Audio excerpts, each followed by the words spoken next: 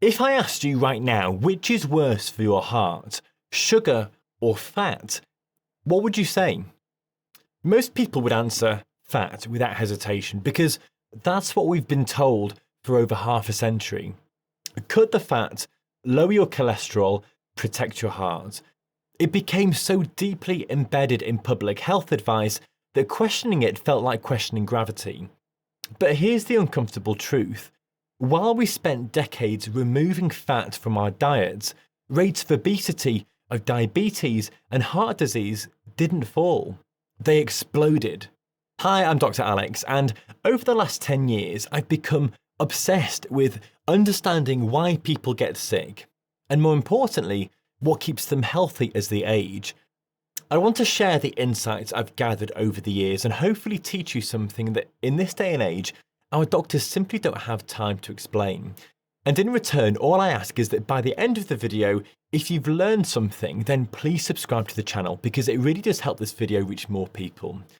So this video is about what we got wrong when we blamed fat, what the science actually shows now, and why understanding the difference between sugar and fat might completely change how you think about your health.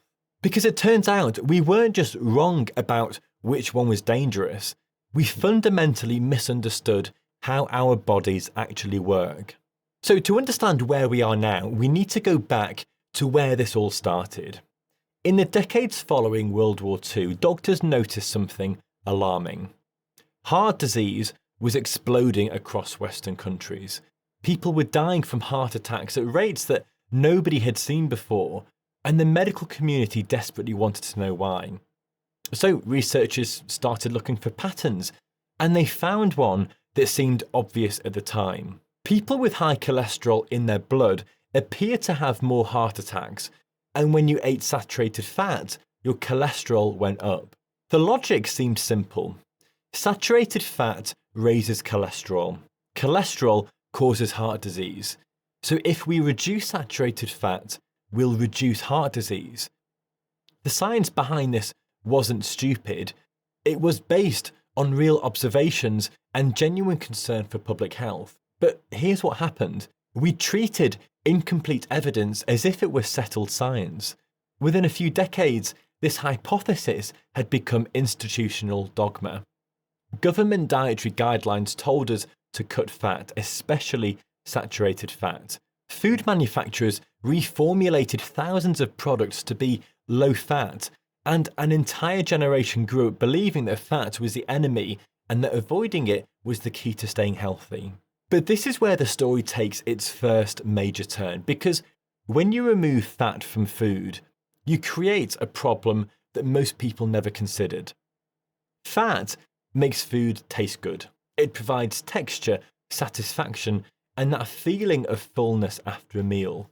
So when manufacturers stripped fat out of products to meet the new dietary guidelines, they had to replace it with something else to make the food still taste appealing. And what they added was sugar and refined starch. This wasn't a small change. If you walk down any supermarket aisle and look at products labelled low fat, things like yogurts or salad dressings or snack bars, ready meals, almost all of them are loaded with added sugars or refined carbs to compensate for the missing fat. And this created a fundamental shift in how food interacted with human biology. We didn't just remove fat from the diet, we changed the entire metabolic signal that food was sending to our bodies. A large review published in the BMJ in 2019 looked at ultra-processed food intake across multiple studies, and what they found was really striking. Higher consumption of these foods, which are often low in fat but high in added sugar, was consistently associated with increased cardiovascular disease and higher rates of death from all causes. So the very foods that we created to protect our hearts might have been doing the opposite. Now this is where most nutrition debates get stuck, because people assume that this is just about calories. They think sugar has calories, they think fat has calories, so it doesn't really matter which one you eat as long as you don't eat too much. But that completely misses what's actually happening inside your body. Calories tell you how much energy is in food, but hormones decide what your body does with that energy. Just think about it this way. Imagine you earn a salary. The amount you earn is like the calories you consume. But whether you save that money, whether you spend it or invest it, depends on the signals that you receive. Your financial goals, your circumstances, your plans. Well, your body works the same way. The food you eat sends hormonal signals that tell your body whether to use that energy immediately, whether to store it as fat, or whether to keep it available in your bloodstream. And the hormone that plays the biggest role in this decision is insulin. When you eat sugar or refined carbs, your blood glucose rises quickly. In response, your pancreas releases insulin to bring that glucose back down. Now, insulin is incredibly good at its job. It drives glucose into your cells and tells your body to store excess energy as fat. But here's the critical part. When insulin is high, your body is in storage mode. It's locking energy away rather than using it. And if you're constantly eating foods that spike your blood sugar and insulin throughout the day, your body spends most of its time storing rather than burning. This isn't just theory. Multiple reviews published in journals like Cell Metabolism have shown that insulin plays a central role in energy partitioning, the process that determines whether energy gets used or stored. And when you eat a diet high in refined carbohydrates, you create a metabolic environment where storage becomes the default. So if insulin is the key hormone here, then understanding sugar becomes essential. And sugar is metabolically different from almost any other nutrient, particularly the fructose component. Table sugar is half glucose and half fructose. And while glucose can be stored by every cell in your body, fructose is processed almost entirely by your liver. When your liver receives a large amount of fructose, especially repeatedly throughout the day, it does something that might surprise you. It converts that fructose into fat through a process called de novo lipogenesis. This isn't a backup mechanism. This is a direct metabolic pathway. The liver packages this newly created fat into particles and releases them into your bloodstream as triglycerides. Over time, this contributes to fatty liver disease, raises triglyceride levels in your blood, and creates insulin resistance, a state where your cells stop responding properly to insulin, forcing your pancreas to produce even more of it. But sugar doesn't just affect fat storage, it also affects how hungry you feel and how satisfied you are after eating. Multiple studies have shown that high sugar foods are far less satisfying than foods containing protein or fat, which means you're more likely to eat more of them without feeling full. So sugar isn't just empty calories, it's a metabolic signal that tells your body to store fat, creates insulin resistance, and disrupts the normal mechanisms that regulate your appetite. A systematic review published in The Lancet in 2017 looked at this exact question across dozens of studies. What they found was that high intake of free sugars, the sugars added to food rather than naturally present in whole foods, was linked to increased body fat and higher cardiometabolic risk independent of total calorie intake. In other words, it wasn't just about eating too much, it was about what those sugars were doing inside the body. And at this point, it's probably sensible to talk about LDL. And I need to say this really clearly because there's a lot of confusion around this point. None of this contradicts the evidence that LDL cholesterol contributes to cardiovascular disease. LDL matters a lot. Decades of research from genetics, randomized control trials, and dose-response studies have shown that particles containing apolipoprotein B, which includes LDL, are causally linked to the development of atherosclerosis, the process that leads to heart attacks and strokes. But here's the critical nuance that gets missed in most debates.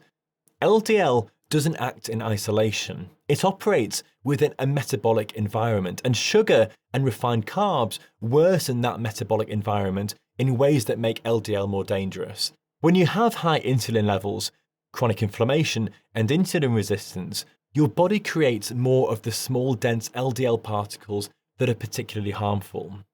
These particles are more likely to penetrate the arterial wall, become oxidized, and contribute to plaque formation. At the same time, high blood sugar and insulin resistance damages the lining of your blood vessels, a layer called the endothelium, making them more vulnerable to injury and inflammation. So you end up with a situation where both the particles causing the damage and the environment they're operating in have been made worse by the same dietary pattern. LDL is the bullet, but metabolic dysfunction loads the gun. This is why you can have two people with similar LDL levels but completely different cardiovascular risk. One person has stable blood sugar, low inflammation, and healthy insulin levels. The other has insulin resistance, fatty liver, and chronic low-grade inflammation. The LDL number might be the same, but the metabolic context is different entirely.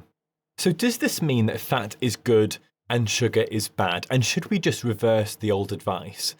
Well, not exactly, because fat isn't automatically healthy, and this isn't about choosing sides.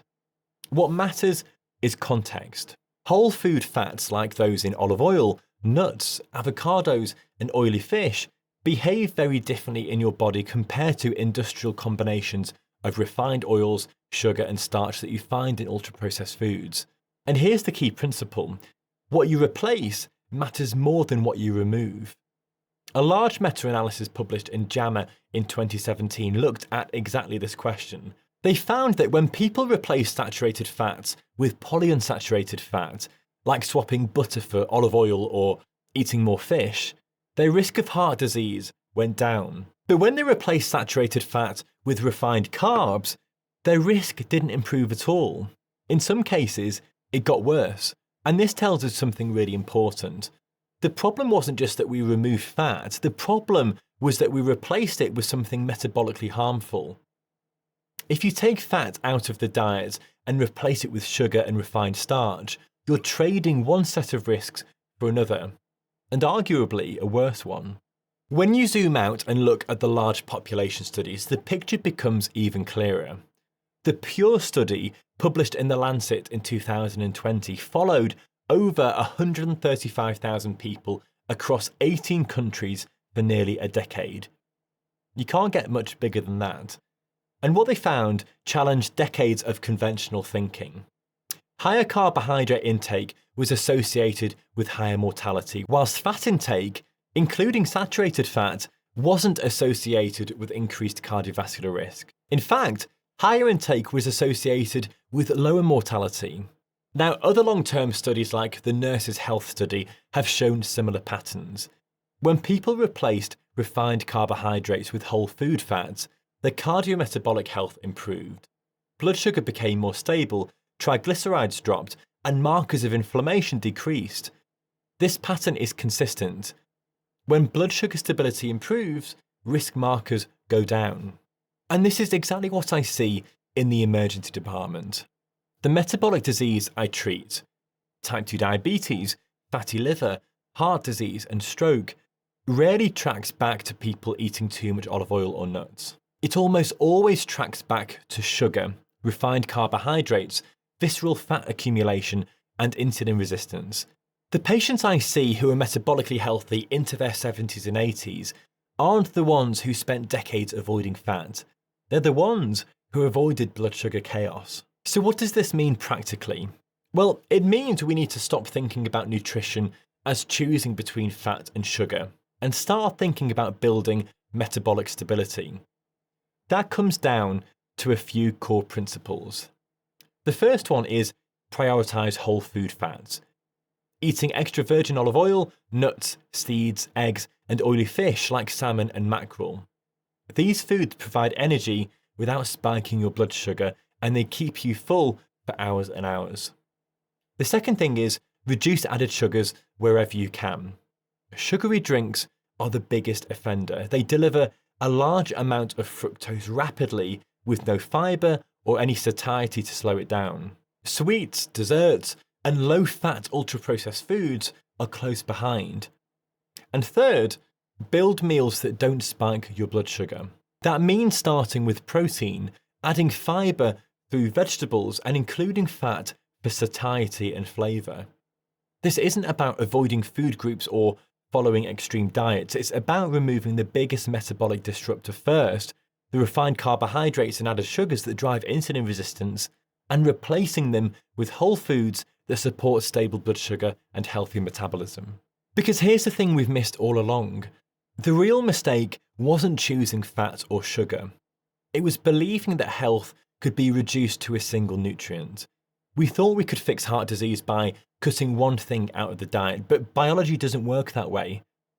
LDL matters, sugar matters, but what matters most is the metabolic environment that you create every single day through the cumulative effect of what you eat, how you move, how you sleep, and how you manage stress.